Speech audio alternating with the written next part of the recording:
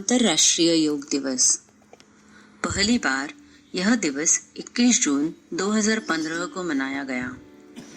यह दिन वर्ष का सबसे लंबा दिन होता है और योग भी मनुष्य को दीर्घ जीवन प्रदान करता है। योग भारत की प्राचीन परंपरा का एक अमूल्य उपहार है। यह दिमाग और शरीर की एकता का प्रतीक है। इस साल कोरोना ने पूरी दुनिया में तबाही मचाई है, इसलिए हर नागरिक को खुद को तंदुरुस्त रखने की जरूरत है। योग का हमारे जीवन में एक अनन्य साधारण महत्व है। योग जीवन जीने की एक कला है।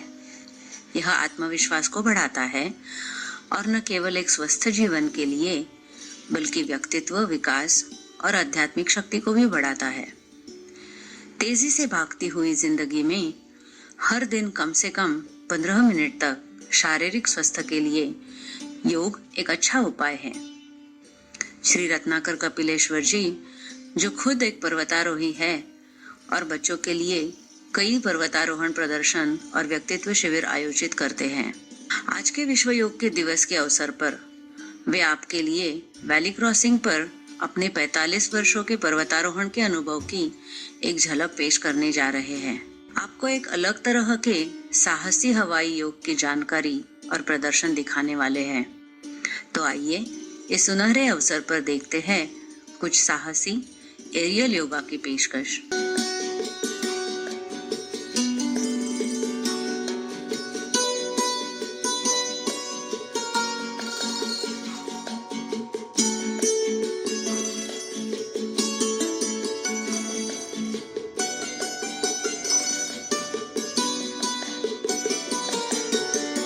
योग प्रदर्शन के लिए इमारत की 11वीं मंजिल से एक पर्वतारोहण की रस्सी लगाई गई थी।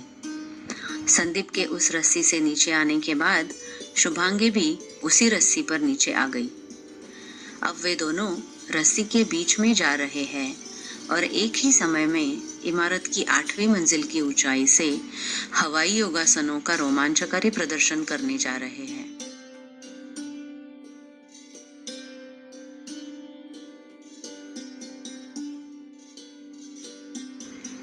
उन्होंने योगा का प्रदर्शन शुरू कर दिया है।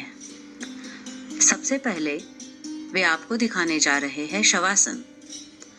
यह आसन आपको गहरे ध्यान में ले जाता है, जो आपके शरीर की कोशिकाओं का तनाव कम करते हैं। इससे पुनरुद्धार का अनुभव होता है। योग के बाद शरीर को आराम देने और योग आसनों के कारण होने वाली थकान को दूर करने और रक्तचाप को नियंत्रित करने के लिए यह आसन बहुत उपयोगी है।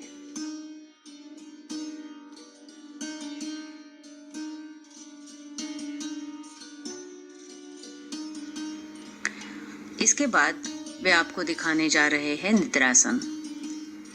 निद्रासन बिस्तर पर एक आरामदायक स्थिति है।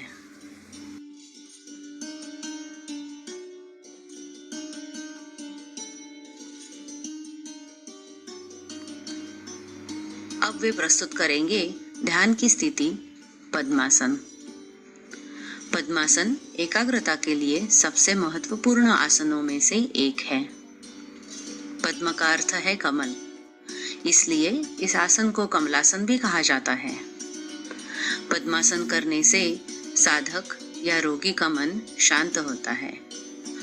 यह आसन साधना और ध्यान के लिए उत्तम है।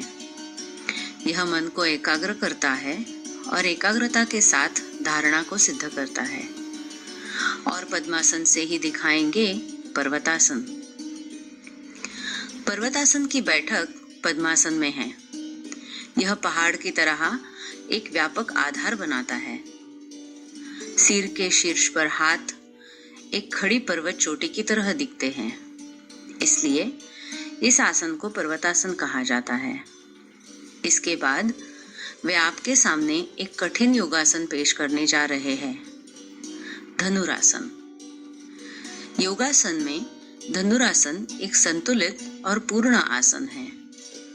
सर्वाइकल, पीठ, काट का दर्द, जोड़ों के दर्द और पेट की समस्याओं को ठीक करने में मदद करता है। धनुरासन करने से रक्त संचार बेहतर होता है, रीढ़ अधिक लचीली हो जाती है और रीढ़ की मांसपेशियों के साथ साथ फेफड़े भी मजबूत हो जाते हैं। इसके बाद वह प्रस्तुत करेंगे अर्ध मत्स्येंद्रासन। इस आसन का उपयोग मधुमेह को नियंत्रित करने, मोटापा कम करने, रीढ़ की कोशिकाओं को लचीला बनाने और गुर्दे और यकृत को अच्छी स्थिति में रखने के लिए किया जाता है। ये है हमारे हवाई योग।